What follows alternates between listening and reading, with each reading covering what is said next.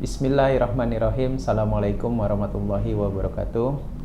Memperkenalkan diri, nama saya Andri Paranoan, MPD, dengan NIDN 0317028305 dan NUPTK 35497616621302.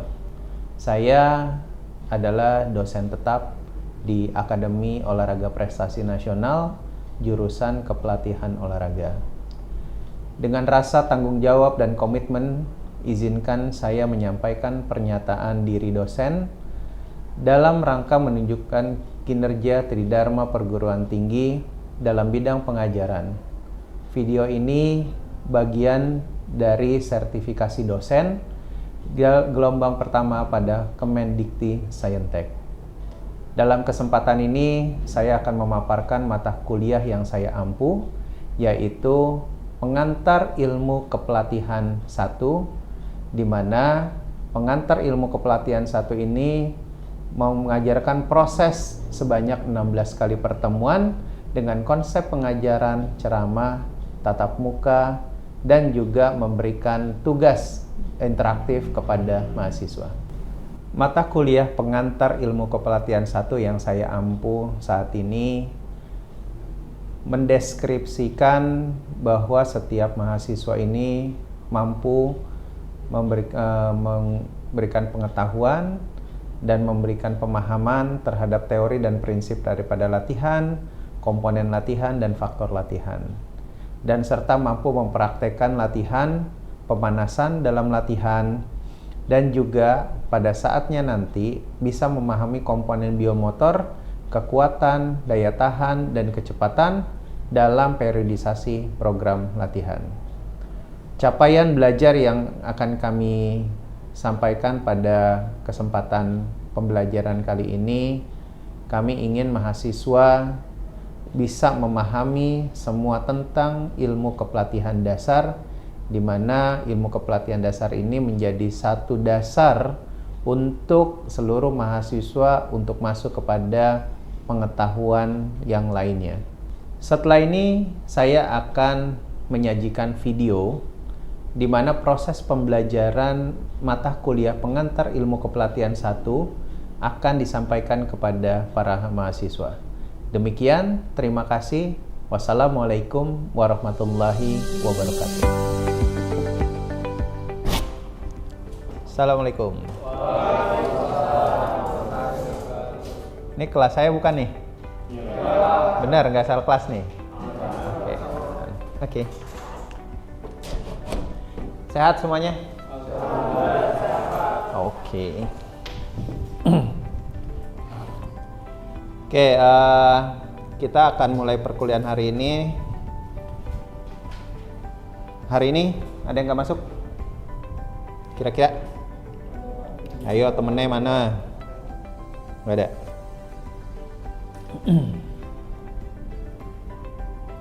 Oke. Good. Baik, sehat semuanya? Alhamdulillah sehat. Oke. Jadi minggu lalu kita sudah masuk kepada materi di Pengantar Ilmu Kepelatihan 1. Minggu lalu kita sudah selesai membahas hakikat dan juga pengertian daripada latihan. Hari ini kita masuk kepada prinsip-prinsip latihan, di mana prinsip latihan ini adalah bagian daripada peningkatan kompetensi untuk para pelatih. Jadi kalau misalnya pelatih-pelatih itu, kalau orang mau naik mobil, ya, mau naik mobil itu harus punya SIM. Nah, begitu juga pelatih. Pelatih itu harus punya SIM. Nah, jadi dia harus dibekali dengan satu materi untuk meningkatkan kompetensi si pelatih. Supaya apa? Supaya dia tahu apa yang dia latih, dia ngerti apa yang dia latih, supaya atlet yang dia latih benar-benar sesuai dengan apa yang diharapkan. Oke, sebelum kita masuk kepada materinya, hari ini saya absensi dulu.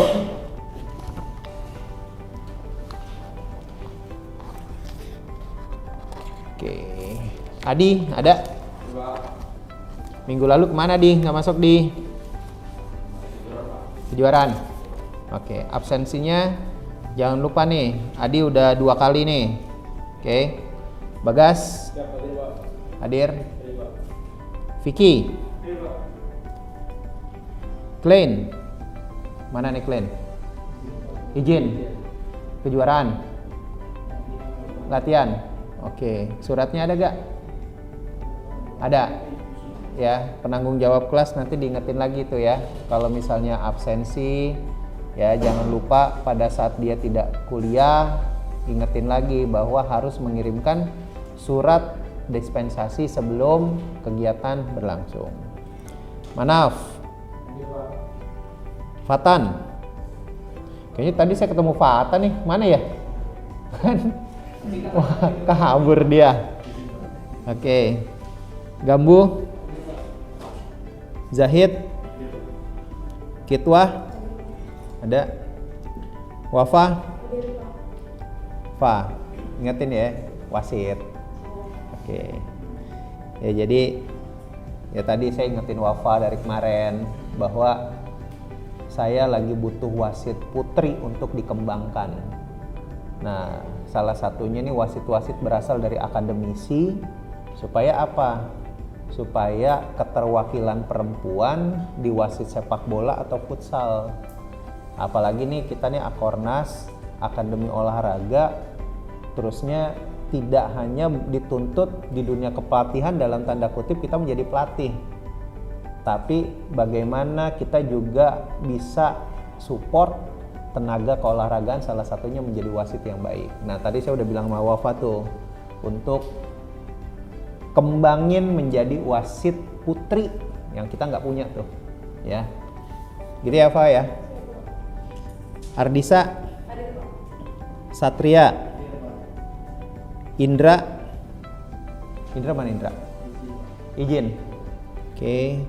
Robi. Oke. Berarti yang nggak hadir tadi ada Klein, Fatan, dan Indra. Oke. Baik. Oke, teman-teman semuanya, kita masuk kepada materi prinsip-prinsip latihan. Minggu lalu kita sudah menyelesaikan materi mengenai apa itu hakikat latihan. Ya, sekali lagi bahwa hakikat latihan itu kenapa sih harus kalian mengerti dulu yang namanya latihan? Supaya kalian benar-benar tahu bagaimana melatih orang. Karena kalau kalian tidak tahu bentuknya, pengertiannya, ini bisa menjadi persepsinya jadi malah buyar. Nah makanya kita kenalin tuh yang namanya latihan. Oke, kemarin kita sudah selesai hakikat latihan ya. Kambuh, mana Kambuh? Latihan itu apa Bu?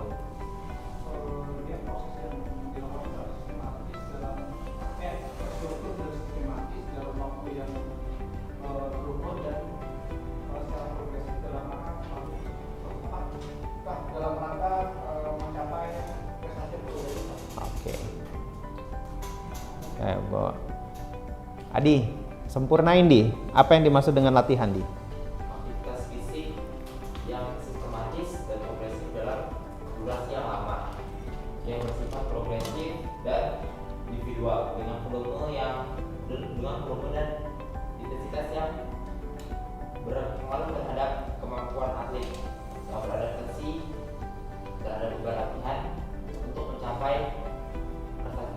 Oke. Nah, mau dengar yang Putri ya. Ardisa, latihan apa Sa? Latihan proses sistematis yang bertujuan untuk meningkatkan kemampuan fisik, mental, atau keterampilan tertentu melalui aktivitas yang berulang dan terarah dan secara bertahap. Oke. Dari 3 yang saya minta untuk review, baca apa paham? Baca apa paham? Jadi kalau saya gini, prinsipnya mau ngalur ngidul mengenai penjelasannya, yang penting materinya paham gitu. Karena percuma textbook ya, percuma textbook tapi kalian tidak paham makna dan artinya. gitu. Nah, akhirnya saya bilang tadi baca atau paham gitu. Oke. Nah, jadi kalian yang tadi yang saya bilang harus paham. Sama ketika kalian bicara misalnya ini. Ya kan? Ini apa nih? Gas. Oke. Satria. Permen. Dari mana tahu permen? Dalamnya. Oke. Bi, ini apa, Bi? Permen. Oke, ya. Boleh gak saya menjelaskan begini? Ini adalah kotak yang ketika dibuka dalamnya permen. Boleh gak? Boleh. Tadi paham bahwa ini permen, ini permen, ini permen. Tapi saya juga punya persepsi mengenai permen itu sendiri apa. Sehingga apa tadi? Menjelaskannya tidak textbook. Bisa aja tiba-tiba nanti siapa? Manaf, jelasin. Kotak kecil tulisannya Starbucks less sugar. Boleh? Boleh. Kan persepsi pandangannya. Dia paham. Oke? Nah, pemahaman ini yang saya mau bangun kepada para mahasiswa. Saya akan explore kalian tidak hanya textbook gitu. Oke? Jadi apa itu latihan kita sudah bahas minggu lalu. Nah, kita akan masuk kepada materi selanjutnya adalah yang ini. Apa? Prinsip-prinsip daripada latihan. Ya, jadi variabel untuk materinya kepelatihan itu banyak. Nanti kita ketemu prinsip, ini yang kita akan jelaskan. Lalu masuk lagi nanti ke variabel latihan, komponen latihan, sampai nanti kita akan menjelaskan apa itu periodisasi program latihan sebagai muara dari kita berkuliah di Akademi Olahraga Prestasi Nasional. Minggu lalu kita sudah bahas mengenai apa itu latihan, dan sekarang kita masuk kepada materi minggu ini. Kita bisa selesaikan dalam pertemuan hari ini sepanjang 100 menit ke depan, ya. Jadi prinsip latihan menurut Tudor Bompa. Ya, sekali lagi menurut Tudor Bompa. Kan kita sudah sepakati bahwa literatur mengenai kepelatihan itu banyak. Ya, literatur mengenai kepelatihan itu banyak. Apalagi sekarang dalam konteks dunia yang sudah serba digital, sudah serba dunia dalam genggaman, mudah mengakses yang namanya internet. Jadi kita banyak bisa mendapatkan materi-materi mengenai kepelatihan, ya. Tapi saya ingin membatasi dulu supaya kalian tidak banyak ketemu teori A, teori B, teori C, sehingga yang akhirnya kalian bikin bingung.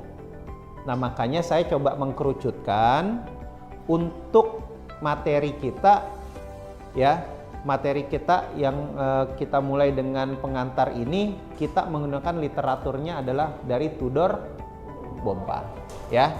Nah, Tudor Bompa membagi prinsip latihan itu menjadi 7, ya. Bi, nomor 1 apa? Oke. Bagas, nomor 2.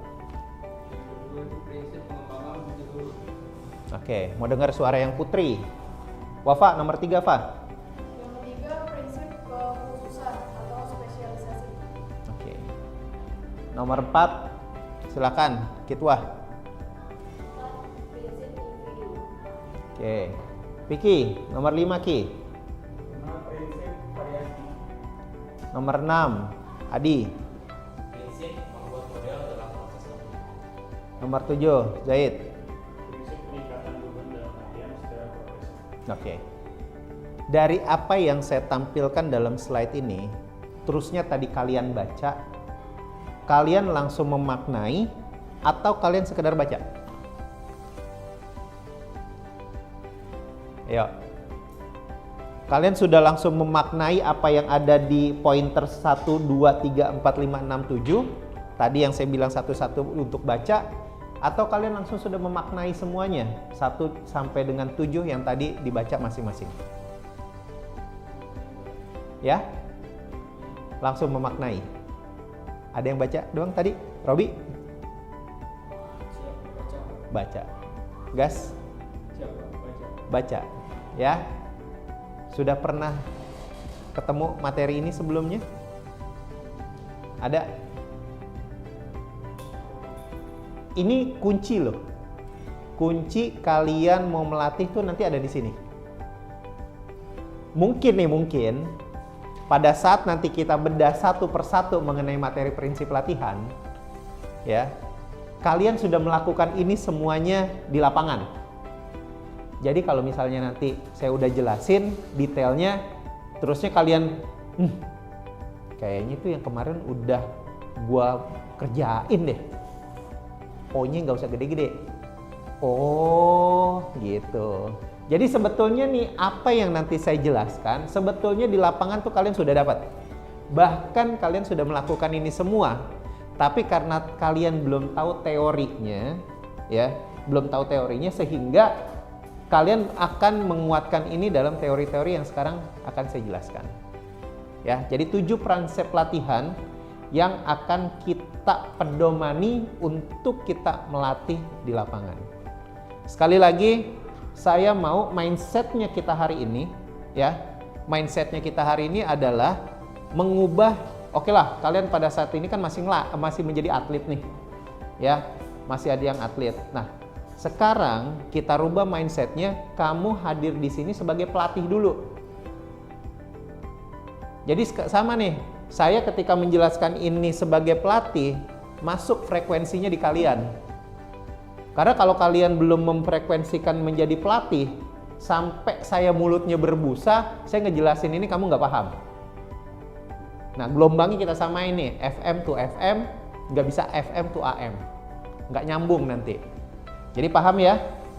Tempatkan diri kalian, imajinasikan diri kalian saat ini menjadi seorang pelatih. Oke, karena ini rambu-rambu kalian menjadi pelatih. Oke, paham ya? Oke, teman-teman, kita sudah masuk sampai ke 6 prinsip yang sudah kita bahas. Ya, tadi di prinsip kelima ada prinsip variasi, dan prinsip keenam ini adalah prinsip membuat model dalam proses latihan. Nah, jadi prinsip model yang kita sering sebut namanya prinsip modeling adalah memindahkan suasana latihan, suasana pertandingan ke dalam suasana latihan. Oke. Nah, itu yang tadi saya sudah jelaskan mengenai prinsip-prinsip dari 1 sampai 6, dan kita masuk kepada prinsip yang terakhir. Ya, menurut Tudor Bompa, yaitu prinsip peningkatan beban latihan secara progresif. Di mana latihan-latihan yang kita lakukan ini harus kita sebut namanya mendapatkan overload atau beban yang berlebih. Supaya apa? Supaya kita mendapatkan batas rangsang yang lebih tinggi untuk mendapatkan adaptasi dalam latihan. Ya. Jadi itu 7 prinsip yang bisa saya jelaskan. Teman-teman, sebelum saya akhiri, ada yang mau tanya dari 7 prinsip yang tadi saya sudah jelaskan? Ada? Ya, gimana Di?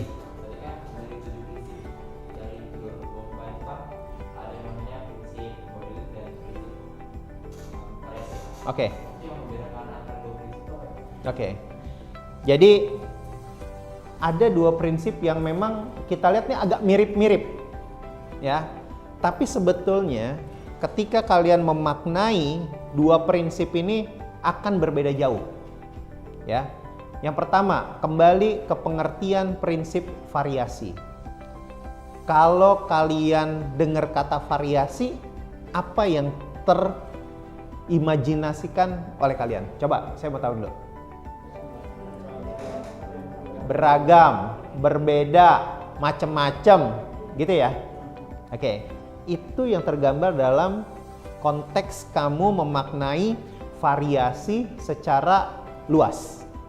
Nah, sama konsep variasi di dalam prinsip latihan sama seperti yang kalian maknai tadi masing-masing. Apa? Berbeda macam-macam. Nah, ketika kita masukkan prinsip variasi di dalam dunia kepelatihan, ya, masukkan variasi di dalam teknis kita melatih adalah kita sebagai pelatih tidak monoton. Kita harus punya banyak variasi, banyak perbedaan dalam latihan. Contoh, ya, tujuan latihannya kita mau meningkatkan daya tahan. Ini kita bicara objektif trainingnya dulu nih, tujuan daripada latihan. Ketika kita tahu objektif trainingnya daya tahan, prosesnya kita boleh gak bermacam-macam? Boleh kan? Nah, coba nih, saya mau tahu nih, selama ini apa yang kalian dapatkan atau kalian lakukan ketika kalian, ayo latihannya daya tahan? Satria, apa?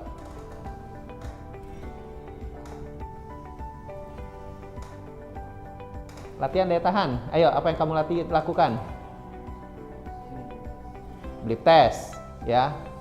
Nanti blip test nih beda nih. Mana latihan, mana tes. Oke, nggak apa-apa. Gas, apa yang kamu dapatkan ketika kamu bicara latihan daya tahan? Lari. Nah, interval training. Jahit.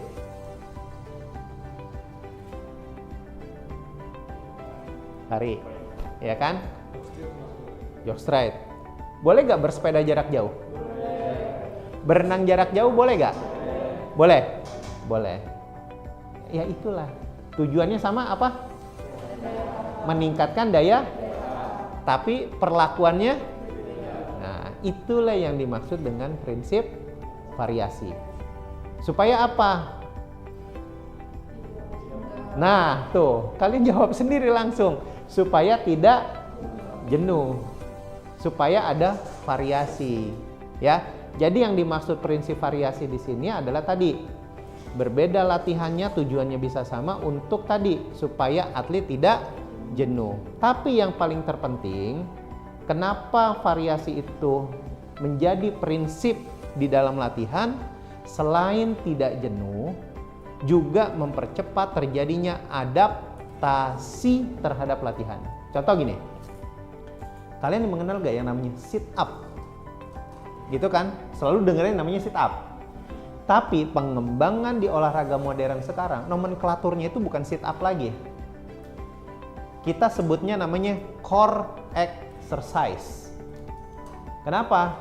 Karena konotasi sit up, kamu cuman duduk, kakinya dipegangin, naik turun, rebahan, naik lagi, itu aja. Tapi sekarang dengan nomenklatur modern, kita sebut namanya core exercise.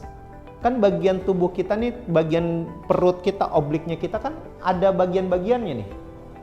Ada bagian yang depan, tengah nih, ada 1, 2, 3, 4. Kalau kita sebut, kalau udah kotak-kotak namanya roti sobek. Ada bagian kanan dan kiri yang kita sebut oblik. Nah, ini kan beda bentuk latihannya. Kalau sit up terus pakai bagian yang tengahnya. Kanan kirinya tidak dilatih. Nah, makanya lah ada variasi lagi yang kita sebut core itu. Ada yang namanya Russian twist, ada yang namanya leg exercise. Itu menunjukkan bahwa dari variasi menunjukkan untuk pengembangan latihan lain supaya beradaptasi. Ya. Paham nih ya? Jadi itu konsep dari prinsip variasi. Terus modeling apa? Tadi sebelum kita masuk kepada poin 7. Modeling itu adalah memindahkan suasana pertandingan kepada suasana latihan. Memang ini mirip-mirip dengan variasi, tapi konsepnya berbeda. Ya, memindahkan suasana pertandingan kepada suasana latihan. Contoh, ya, kalau di pertandingan kita sepak bola nih, bolanya ukuran 5, mereknya Mikasa, ya. Nah, kita latihannya juga dengan bola yang sama, merek yang sama. Supaya apa? Pada saat pertandingan kita tidak kaku lagi dengan bola baru. Kita tahu nih bolanya Mikasa ukurannya 5, tapi kita latihannya pakai bola ukuran 4. Mereknya spek. Dari merek, dari bentuk udah beda, sehingga nanti terjadi adaptasi lagi. Oh, kok bolanya beda ya? Yang ini keras, kita biasa latihan bolanya lembek-lembek, tiba-tiba ketemu Mikasa keras, kulitnya beda. Itu berpengaruh. Kedua, kalau kita bertanding di malam hari, nih pertandingannya di malam hari nih, outdoor, kita memindahkan suasana latihannya juga harus dengan apa? Pernah berlatih di malam hari. Kan beda nih suasana siang hari dengan suasana malam hari. Kita main nih, wah biasa tengah hari, wah biasa loh kok kita tenang. Kita biasa main tengah hari kok, wah malam pasti adem gitu kan. Belum tentu. Karena apa? Sudah beda mengenai sirkulasi udaranya. Ya. Yang biasanya kita hirupnya siang hari itu oksigen, malam hari kan sudah berubah, ya kan? Nah, dari situlah kita diminta untuk beradaptasi. Nah, adaptasi terhadap pertandingan yang dimasukkan dalam suasana latihan itu yang disebut namanya prinsip modeling dalam latihan. Gitu. Nah, jadi paham ya dia? Panjang kali lebar tuh tadi saya jelasinnya supaya apa? Pemahamannya jadi jelas. Memang tadi antara variasi dan modeling ada sedikit gap kok mirip-mirip gitu. Oke. Nah, makasih Adi, pertanyaan bagus banget. Oke. Saya boleh nanya dari tadi mahasiswa terus nih yang nanya nih. Oke. Naf. Ya. Antuk mulu nih kayaknya nih. Aman. Oke. Ulangin dong, prinsip latihan ada 7. Prinsip yang pertama itu apa, Di? Prinsip yang pertama Pak, aktif dan sungguh-sungguh terhadap proses latihan. Oke. Maksudnya itu berarti setiap atlet pada saat latihan aktif baik dalam komunikasi interaksi sama pelatihnya maupun dalam saat melaksanakan latihan tersebut. Oke, gue tepuk tangan dulu, gak ngantuk ternyata. Gitu dong, konsentrasinya masih ada. Oke. Saya cukupkan ya, waktunya juga sudah selesai ya. Kalian juga masih ada mata kuliah lain kan? Ya, habis ini siapa mata kuliahnya? Pak Reza. Oke, baik. Ya, jadi kita cukupkan materi hari ini. Jadi saya bisa simpulkan bahwa dari 7 prinsip latihan ini berkaitan dengan materi yang sebelumnya. Ya. Materi sebelumnya kita sudah bicara mengenai hakikat latihan, pengertian daripada latihan. Kita masuk kepada step selanjutnya bicara prinsip latihan. Di mana prinsip-prinsip ini menjadi pedoman kita nih, pegangan kita untuk kita melatih. Ya, ini jangan hilang nih. Karena nanti ketemu semester saya sekarang, ketemu semester selanjutnya sampai nanti kita nyusun yang namanya program latihan, ini akan kembali kita pakai. Karena ini dasar. Bagaimana nanti kita conduct di lapangan, bagaimana kita komunikasi di lapangan melalui prinsip-prinsip latihan. Ya, jadi itu prinsip latihan ada 7. Minggu depan kita akan masuk kepada materi selanjutnya adalah variabel latihan. Ya, materinya saya udah kasih kemarin sama penanggung jawab kelas. Ya, slide-nya saya udah kasih, pelajari. Jadi pada saat nanti kita masuk kelas, bicara lagi untuk next materinya, bicara variabel latihan, kita komunikasinya jadi enak, jadi interaktif. Jadi tidak satu arah, tapi kita bisa 2 arah sehingga kalian bisa mendapatkan materi yang lebih baik lagi.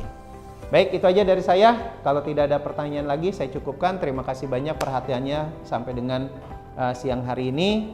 Saya cukupkan. Kalau tidak ada pertanyaan lagi, Assalamualaikum warahmatullahi wabarakatuh.